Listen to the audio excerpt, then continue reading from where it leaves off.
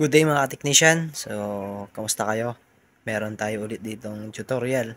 So, first time kong mag-upload ng ganitong video about sa kung paano magpalit ng LCD ng isang Android phone.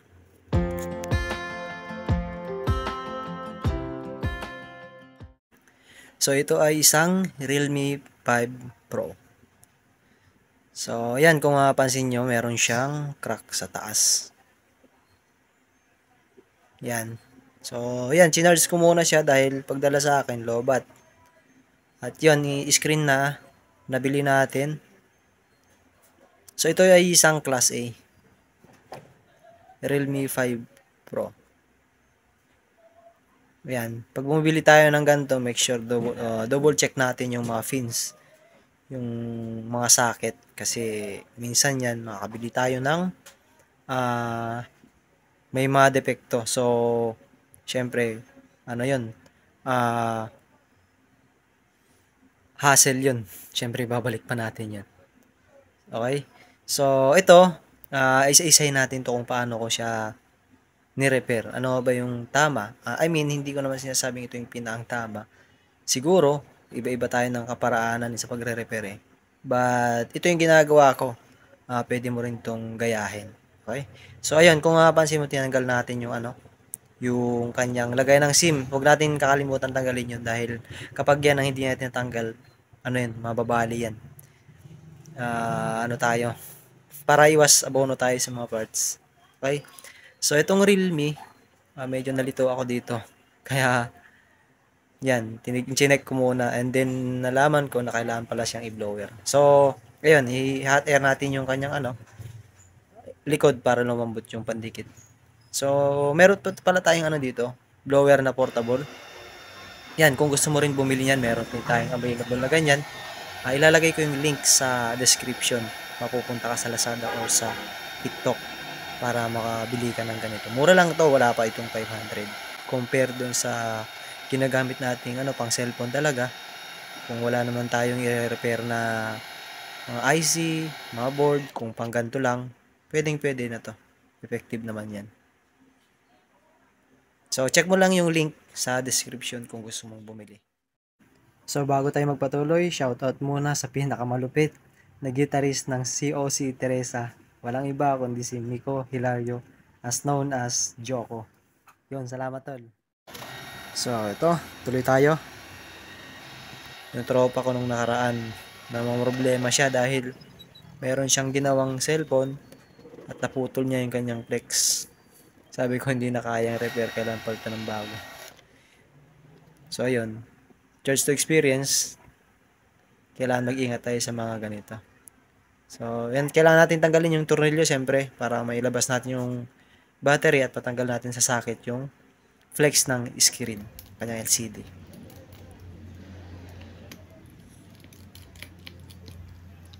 Ayan, make sure na matanggal lahat yung tornilyo para tayo. Kasi may mga natabunan ng pandikit yan, so kailangan tanggalin natin.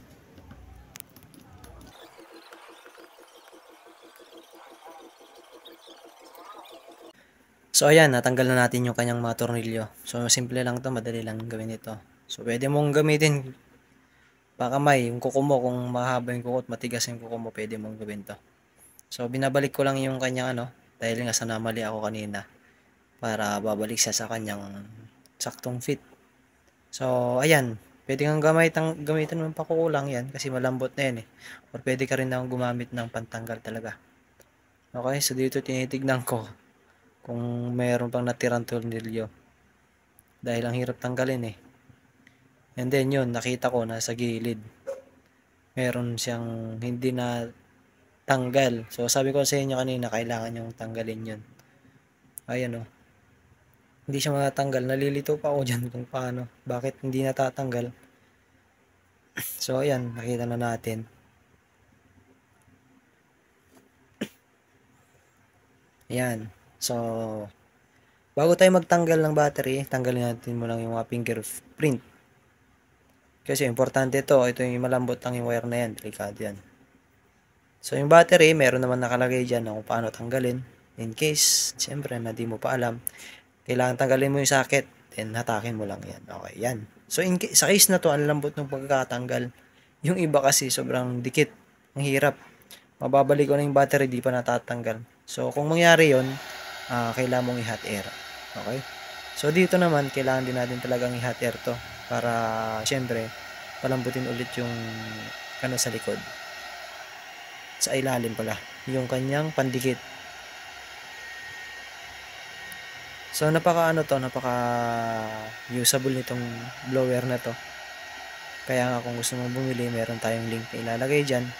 Pwede mo yung bilhin. Kung para sa mga gantong projects lang naman, mga gantong repair, napaka-effective nito. Ang lakas nito. Hindi mo na kailangan mag-antay pa ng ilang minuto para mag-init siya. Segundo lang, umiilaw na yung kanyang ayun kung makita mo sa reflection ng screen, kikita mo yung coil na umiinit.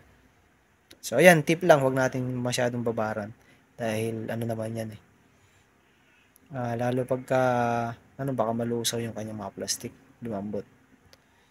So dito, since na sira naman to, kailangan natin tanggalin ng ganyan na. And then kung saan paano mo siya paraan gagawin. Pero syempre, ingat-ingat pa rin. Medyo matulis yan salamin din yan, nakasugat yan.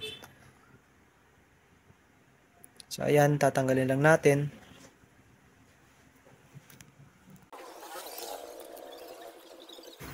Next step natin is lilinisin natin yung gilid. Gilid-gilid ng LCD. Pinagpatungan ng LCD. So gamit tayo ng flat na screw driver. So hindi tayo magtatanggal ng screw. Kundi lilinisin natin yung kanyang gilid-gilid para mag-fit yung bago nating LCD. So kung tingin mo kailangan i-hot air mo muna siya para lumambot yung ibang pandikit. Kasi hindi rin basta-basta natatanggal yan. So dito, linisin natin itong mga gilid na yan. So para tayo naglilinis lang ng dito. Yung kuko. Kailangan natin tanggalin yung mga natuyong pandikit, yung matagal lang tumigas. Kasi kumakalang yan sa screen. So need lang yan. Kuskusin mo lang yan ng para linisin. Then i-brush mo lang siya para matanggal yung mga natuyong pandikit. Para hindi siya kakalang sa screen. Okay, so linisin mo yung paikot. So dahan-dahan lang kasi medyo malambot yung kanyang cover. Minsan yan bumibigay yan. Matutuklap. So kahit na naman yung pwede mong panlinis yan, mahalagang matanggal mo yung mga dumikit na glue. Para pag sinalpak mo yung LCD, hindi siya tumatabingi. Para fit na fit siya. Okay? So yan, pagkatapos natin linisin, syempre, tetesting na natin yung LCD. Okay? So yan, konting brush lang.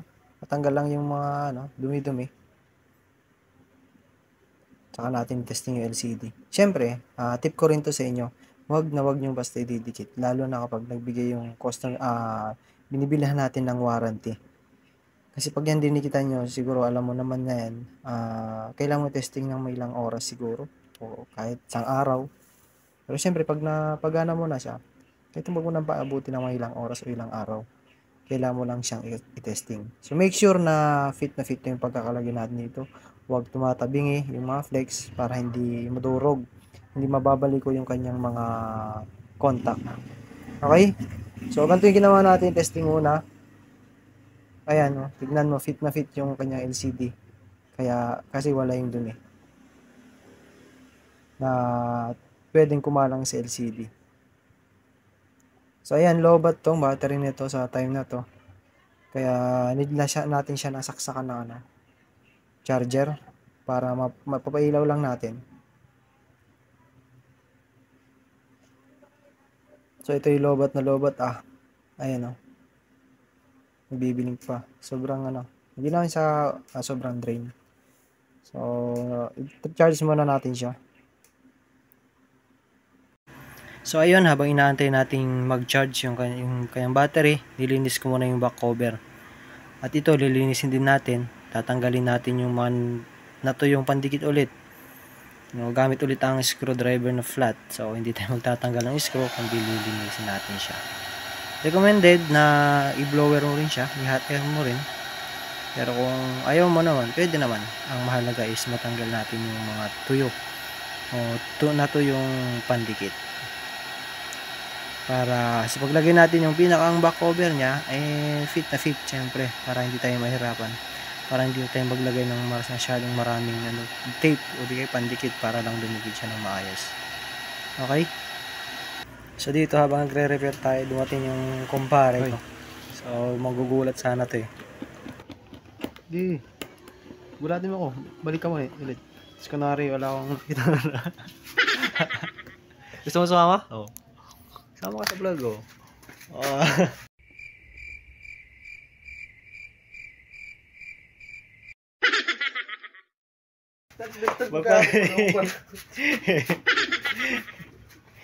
Sama ka na. I-upload. Panoorin mo to, friend. Dito ah. Panoorin mo to. Send ko sa yung link. Tinga.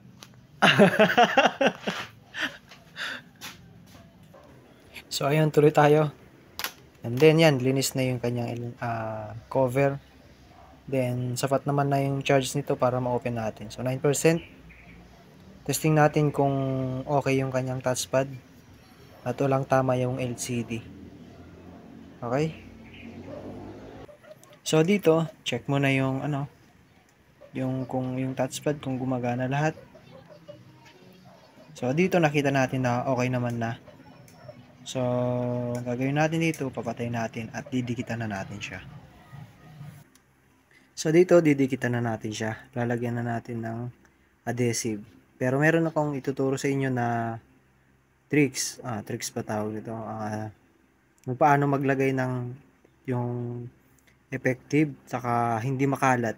Okay? So nakikita yung gilid na tinuro ko kanina, doon tayo maglalagay para yung LCD hindi magkalat, hindi tumapon, hindi lalagpas yung mga glue kasi doon ganun ang ginagawa ko dati. So nasa ilalim siya, doon natin siya ilalagay. So dito lalagyan na natin yung mga gilid-gilid. So lahat yan, ingat lang tayo sa bandang camera, huwag nating sobrahan. So yan, nalagyan na natin. Lalagyan natin yung kanyang LCD. So yan, dahan-dahan natin na ilalagay yan kasi medyo sensitive. So pag nailagay natin, galaw-galawin natin siya ng ganyan.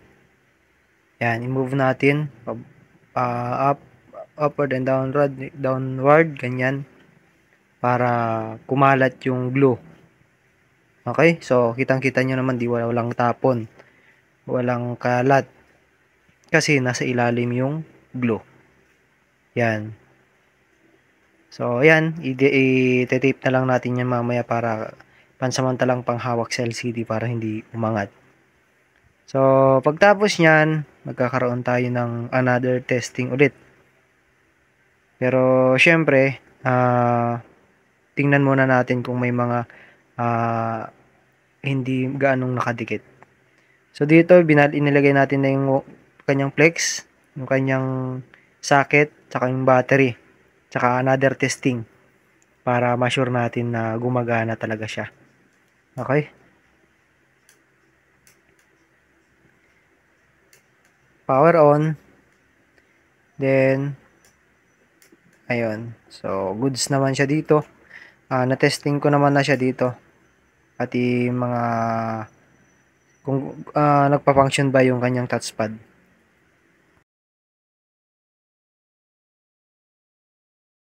So, ayun, after natin siya ma-testing, mailagay lahat yung mga tornilyo, meron tayong pang-ipit dito. So, instead na tape, gamitin natin siya dito. So, ito, kung gusto mong mag-avail din nito, meron din tayo sa TikTok. Kung gusto mong makabili ng ganitong pang-hold sa screen, pang-ipit, para hindi ka na magte-tape, meron tayong available dito. At i-check mo yung link para makita mo yung product sa ating description para makabili ka rin. So, mura lang din man to. Wala pa yatang 200 ito. I think So, ayan, gagawin lang natin ng ganyan and then antayin natin ng mga kahit 30 minutes to 1 hour. Medyo matagal na 'yon. So, antayin lang natin hanggang sa matuyo. Then, pagtapos niyan, tanggalin na natin at yan na yung pinakang final output natin. Then, finally, yung pinakang back cover. Lagyan natin ng pandikit. Then, ilagay natin yung pinakang cover niya. Then, dito tayo maglalagay ng tape. So, pinakang final na to. At antayin lang natin siyang matuyo. Then, yun, pwede natin siyang gamitin. Pero, syempre, magkaroon tayo ng final testing. Para malaman natin kung siya ay gumagana na ba talaga. Pero for sure, pag ganito, umabot tayo sa ganito, gagana na yan. So, ayun lamang, sana may natutunan ka sa video na to and huwag mo kalimutan mag-subscribe at i-share mo na rin sa ating mga kapwa-technician ito para, syempre, para makapag-share din tayo ng mga ganitong klase ng tutorial. So, salamat sa inyong panonood and God bless.